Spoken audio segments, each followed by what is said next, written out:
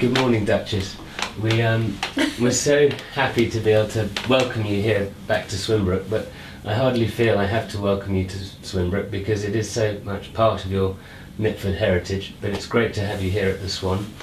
And one of the reasons why you're here is we've got a grand book signing today for your new book, which is your memoirs, and it's called Wait For Me. And would you just like to describe to us what a project this has been for you? Well, it has been, but I've had some wonderful help because I can't see very well to read or write, and the secretary at home is, well, she's a latter-day saint, I consider. She's so wonderful. She can read my writing, but that's beside the point. This book has been tremendous fun to do because it's brought back so many memories, and there's a few engagement books and things still going, which have been a tremendous help. But Swinbrook, Asthall followed by Swinbrook, have been such a part of my life that I still feel it's home here. So it's wonderful to come and perhaps see some old friends and things and do the signing here, Archie. Absolutely. That's great for me. Yeah. Well, I know that we've got an absolutely full house booked today. Every single table is booked. We're having to turn people away. I'm glad that the book's given you such pleasure to write. And it has. It's been a great exercise for you to go back through, categorise your life. And yes, it was hard to know where to stop. It got longer and longer. Yeah. But it was great fun to do, and I had this wonderful support from home and from Charlotte Mosley, who's been editor of books for ages, what I've been doing and the letters, etc., etc. Yeah. Your father, Lord Redesdale, who many people know as Uncle Matthew, sounded like one of life's marvellous characters, and I can't help laughing out loud at in his description, The Pursuit of Love.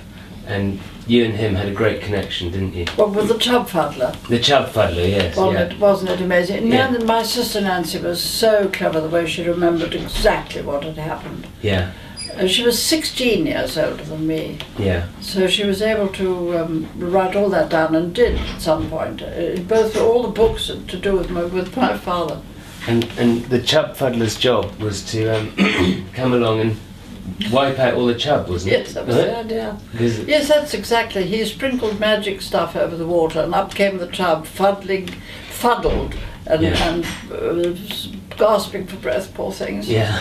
Or whatever they gasped for, not exactly breath. And the other thing that made me laugh was in the Swinbrook church, because you had to go to church once a week, didn't you? We did. And you all dragged animals along, and goats and guinea pigs. Yes, we did. and he used to take the collection. Yeah. And my penniless aunt, maiden aunt, used to put her mite in, which was jolly little because she hadn't got any money. Yeah. And then my father used to go round to her again and push it right up to her, and she used to go like that to him, say, "Go away, I've done it already." Meanwhile, we were it made us laugh, you can imagine. And of course, all that kneeling there in front of the pews, you couldn't help as a child but lick the pews. Oh, licking the pews. Yeah. I said to Paddy Lee Fermer, Patrick Lee Fermer, when you were in England as a little child, did you lick the pews? Yes, of course, he said. Yeah. But a lot of people are absolutely amazed. No, I definitely licked the pews. Did you, Yes, Archie? I did. Oh, hooray. Yeah. Because you were sat there, kneeling there for so long. It was Nothing just to do. a natural instinct, wasn't Yes. it? Go and see what they taste like. I can taste it still. Yeah, I definitely can relate to that. Yeah. One of the stories I loved was when the Duchess of Marlborough came to visit you at Asthall Lee. Can you remember the occasion? No, it was at Swinbrook. It was at Swinbrook, Yeah. was it? Yes, yeah. Can you remember the occasion? Well, I certainly can. To talk about engraved on memory, we hardly ever had anybody to meals except uncles and aunts. And I don't know why they asked Duchess Marlborough, but they did. And she blew her nose on what was to us a completely new invention, which was a paper handkerchief, and stuck it in my dad's yew hedge, which he was very proud of. He was furious. Yes, of course. Well, she was American, wasn't she? She was. So this newfangled invention. Oh, yes, I see. Yes, it come from America. Yeah, I suppose it has. According to Epistle or something at that age, So I didn't know she was American. he immediately took a dislike to her after that. He couldn't bear her, and then she said to him, Lord Redesdale, have you read 3 Weeks, which was the great book going around at that moment by Eleanor Glynn? And he glared at her and he said, I haven't read a book for 3 years. And so she retreated after that. And of course, legend has it that your dad only read 1 book in his lifetime, and that was White Fang. That's true. Yeah. And it was so good he didn't want to read another. Until my mother thought that was really awful that he didn't know anything when they were very first married. And so she tested the D'Urbervilles, and because it was all to do with the land and all that. And so when he got to the sad bits, my father started to cry. And my mother said, don't cry, darling, it's only a story. And my father was furious and stood up and said, what do you mean to say the damn fellow made it up? There was also that funny story about when, didn't he go and see Romeo and Juliet? And yes, he did. Wasn't he in tears on the way yes, home? in floods of tears. Yeah.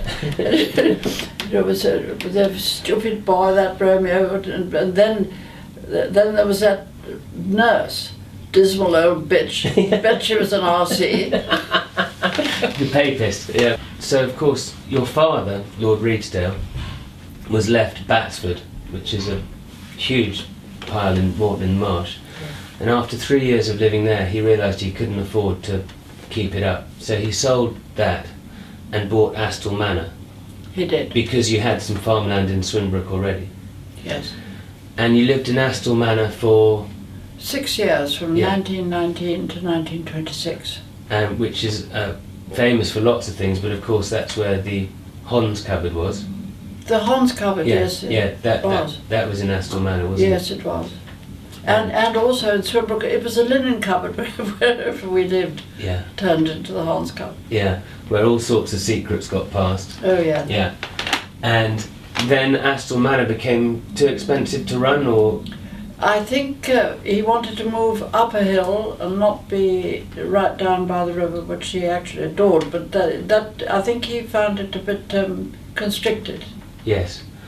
So he built from scratch Swinbrook House. Yes, it's actually on the site of an old farmhouse, which I suppose was pulled down. But I was too young to take in any of those things. And then he built it to his own specifications. And there's so many windows in the attics. Yes. Which are all for all of us and Nanny. Yes. Okay. And so you all moved into Swinbrook House en famille in about 1920? 26. Yeah. Okay. And that's really where your early memories from Swinbrook start. Yes, that's true. Excepting that even from there, you know, we used to come down here a lot because my father loved the fishing, and we used to come and bring him a picnic, and that kind of thing. Yes, yeah. And at that stage, how much of the village did your father own? I mean, the farmland around I think all of it, really. And yeah. I remember the rents were £1 a week or a month. Yeah. Can't remember which. So we're talking most of the cottages in the village, the houses and the farmland surrounding it. And gradually, as money ran out, he had to sell parts of it off. That's right. Until you were left just with the mill cottage here next door to the pub. Yeah.